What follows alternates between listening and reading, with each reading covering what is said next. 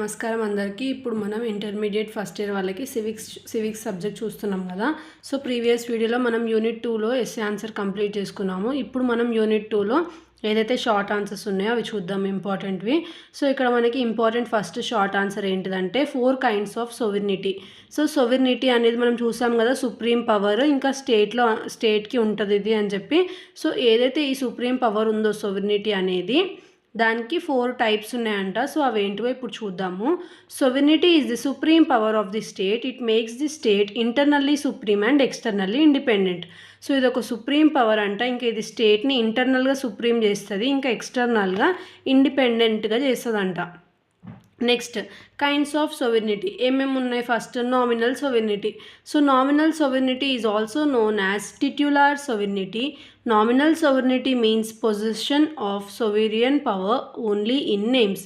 President of India. So ఏదైతే ఈ nominal సోవెర్నిటీ ఉందో దాన్ని టిట్యులార్ సోవెర్నిటీ కూడా అంటారంట. ఇది ఏం చేస్తుందంట? Position of supreme power only in name. అంటే నేమ్ ద్వారా పవర్ని సుప్రీం అంటే ఏం చేస్తుంది? పొజిషన్ అంటే చూపించుకునేలా చేస్తుందంట.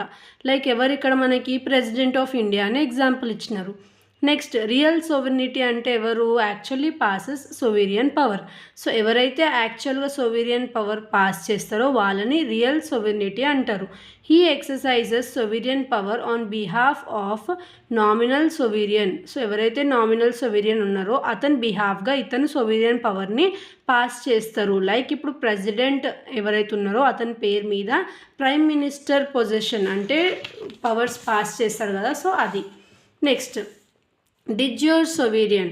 Sovereignty can be exercised only by legally competent authority. E exercises control over all the individual and institutions within the state. So ఈ de jure sovereignty ఎవరైతే ఉన్నారో వీళ్ళు ఏం చేస్తారంట? Exercised by legally. So legally competent authority ఎవరైతే ఉంటారో వాళ్ళు మాత్రమే దీన్ని యాక్సెస్ చేయొచ్చు. He exercises control over individuals and institutions. Individuals ఇంకా ఇన్స్టిట్యూషన్స్ ఎవరైతే ఉన్నారో వాటి కంట్రోల్ అంతా ఎవరైతే విత్ ఇన్ ది స్టేట్ ఉన్నారో వాళ్ళందరి కంట్రోల్ ఈ de jure sovereignty హ్యాండ్స్లో ఉంటుంది. డిఫాక్టో సోవెర్నిటీ అంటే ఏంటిది? ఇది ఫ్రెంచ్ టర్మ్ అంట. డిఫాక్టో అనేది రియల్. మీనింగ్ ఏంటిది? Real. So de facto sovereign may not be legal sovereign. So ఇది లీగల్ సోవెరియన్ అయి ఉండదు. His authority is based not on law on physical force. So ఇతని అథారిటీ ఎవరైతే ఉందో డిఫాక్టో సోవెర్నిటీది, అతని అథారిటీ లా మీద డిపెండ్ అయి ఉండదంట, ఫిజికల్ ఫోర్స్ మీద డిపెండ్ అయి ఉంటుందంట. De facto sovereign may be a dictator or religious priest. So ఇతను డిక్టేటర్ అయి ఉండొచ్చు, లేదంటే రిలీజియస్ ప్రైస్ట్ అన్న అయి ఉండొచ్చు. ప్రైస్ట్ అంటే ఎవరు? పంతులు. సో ఎందుకు ఇలా చెప్పినారంటే వీళ్ళ ఏదైతే అథారిటీ ఉందో అది లా మీద డిపెండ్ అయి ఉండదు. లైక్ ఇప్పుడు డిక్టేటర్ ఎవరైనా లాస్ రూల్స్ ఫాలో అవుతారో తనకు నచ్చింది చేస్తాడు కదా. సో అలాంటిది దీన్ని డిఫాక్టో సోవెర్నిటీ అనేది అంటారు. నెక్స్ట్ సెకండ్ ఇంపార్టెంట్ క్వశ్చన్ ఏంటిది? డిఫరెన్సెస్ బిట్వీన్ స్టేట్ ఇంకా గవర్నమెంట్. సో స్టేట్కి గవర్నమెంట్కి డిఫరెన్సెస్ ఏంటివి అనేది మనకి ఇక్కడ అడుగుతున్నారు. So state is broader, government is నారోవర్. It consist all the people. It consist body of few citizens. So ఇది బ్రాడర్ అంటే పెద్దగా ఉంటుంది అనమాట ఏదైతే స్టేట్ ఉందో అది. గవర్నమెంట్ అనేది నారో అంటే చిన్నగా. ఇందులో అందరు పీపుల్ ఉంటారు, ఇందులో మాత్రం ఓన్లీ ఫ్యూ సిటిజన్స్ ఇన్వాల్వ్ అయి ఉంటారు. స్టేట్ అనేది permanent, government keep on changing. ఇప్పుడు ఒకళ్ళు ఉంటే నెక్స్ట్ వేరే గవర్నమెంట్ రావచ్చు. సో స్టేట్కి సోవెరియన్ పవర్ ఉంది, గవర్నమెంట్కి సోవెర్నిటీ పవర్ లేదు. States are universal and similar in nature and characteristics. But government ఏంటిదంట? Differ from state to state. ఇప్పుడు ఈ స్టేట్లో ఒక గవర్నమెంట్ ఉంటే నెక్స్ట్ వేరే స్టేట్లో ఇంకో గవర్నమెంట్ ఉంటుంది. సో ఇది సిమిలర్గా ఉండదు. Next state is a whole. It consist of 4 essential elements. స్టేట్లో 4 essential ఎలిమెంట్స్ ఉంటాయి. బట్ గవర్నమెంట్ అనేది ఏంటిది? ఆ ఏదైతే స్టేట్లో 4 essential ఎలిమెంట్స్ ఉన్నాయో అందులో ఒక ఎలిమెంటే గవర్నమెంట్ అంట. Next its powers are original. It has only limited powers delegated by the state. ఇది ఒరిజినల్ అంటే దీనికి పవర్స్ మంచిగా ఉంటాయి. దీనికి ఓన్లీ స్టేట్ ఏవైతే పవర్స్ ఇస్తాయో అవి మాత్రమే ఉంటాయంట గవర్నమెంట్కి. Membership of the state is compulsory. So స్టేట్లో మెంబర్షిప్ అనేది కంపల్సరీ ఉండాలి, బట్ గవర్నమెంట్లో అంత అవసరం లేదంట మెంబర్షిప్. ఇవి స్టేట్ గవర్నమెంట్ డిఫరెన్సెస్.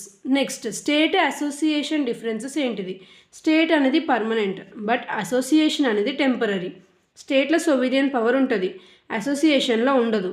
స్టేట్కి ఫిక్స్డ్ బౌండరీస్ ఉంటాయి, అసోసియేషన్స్కి ఎలాంటి ఫిక్స్డ్ బౌండరీస్, టెరిటోరియల్ బౌండరీస్ ఉండవంట. A man can become a member of the state only at a time, but he can be member of any number of associations has he desires. So ఇప్పుడు ఒక అసోసియేషన్లో ఉన్నారంటే వేరే దాంట్లో ఉండొద్దని rule లేదు, వేరే అసోసియేషన్స్లో కూడా ఉండొచ్చు.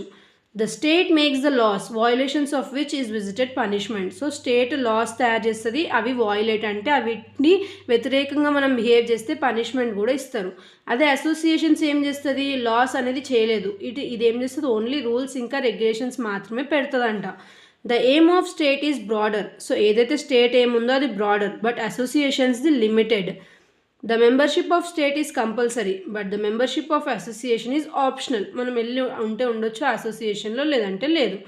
Next John Austin's theory of sovereignty. So John Austin theory of sovereignty ఏం చెప్తుంది అనేది మనకి ఇక్కడ షార్ట్లో కూడా అడిగినారు. సో ఏం చెప్తుంది, ఇతను మానిస్టిక్ థియరీ ఆఫ్ సోవెర్నిటీ రాసినాడు అతని బుక్లో. ఏ బుక్, లెక్చర్స్ ఆన్ జూరిస్ప్రుడెన్స్లో. దీని మెయిన్ ఫీచర్స్ ఏంటిది, it is determinate, sovereignty receives habitual obedience, sovereign is indivisible, sovereignty is essential, law is a command. So ఇవన్నీ మనం ఎప్పుడైతే ఎస్ఏ ఆన్సర్ చూసామో అక్కడ చూసాము, సో ఇది అక్కడ కవర్ అయింది.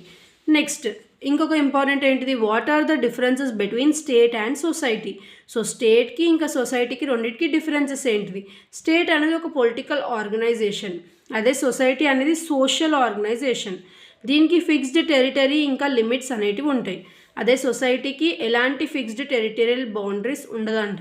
నెక్స్ట్ స్టేట్ అనే దానికి ఒక డెఫినైట్ గవర్నమెంట్ ఉంటుంది, సొసైటీకి అలాంటివి ఏం లీగల్ ఇంకా ప్రిస్క్రైబ్డ్ ఆర్గనైజేషన్స్ ఉండవంట. స్టేట్కి సోవెర్నిటీ ఉంటుంది, సొసైటీకి సోవెర్నిటీ ఉండదు. స్టేట్ న్యాచురల్ ఆర్గనైజేషన్ కాదంట, బట్ అదే సొసైటీ అయితే ఒక వాలంటరీ ఇంకా న్యాచురల్ ఆర్గనైజేషన్ అంట. State regulates only the external relation of men in society. So state ఏం చేస్తుంది, ఏదైతే ఎక్స్టర్నల్ రిలేషన్స్ ఉన్నాయో మెన్వి అవి సొసైటీలో దాన్ని రెగ్యులేట్ చేస్తుందంట. అదే సొసైటీ ఏం చేస్తుంది, కంట్రోల్ చేస్తుంది ఇంటర్నల్ అండ్ ఎక్స్టర్నల్ యాక్టివిటీస్ ఎవరివి, ఒక ఇండివిజువల్వి. Law of state are uniform, అంటే సేమ్ ఏవైతే లాస్ ఉన్నాయో స్టేట్లో అవన్నీ యూనిఫామ్ ఉంటాయి. అదే సొసైటీలో ఏవైతే రూల్స్ ఉంటాయో అవి నాట్ యూనిఫామ్, అంటే సిమిలర్గా ఉండవు. సో ఇవి మనకి ఇంపార్టెంట్ షార్ట్ ఆన్సర్స్ యూనిట్ 2లో. నెక్స్ట్ మనము వెరీ షార్ట్ ఆన్సర్స్ చూద్దాము. Thanks for watching.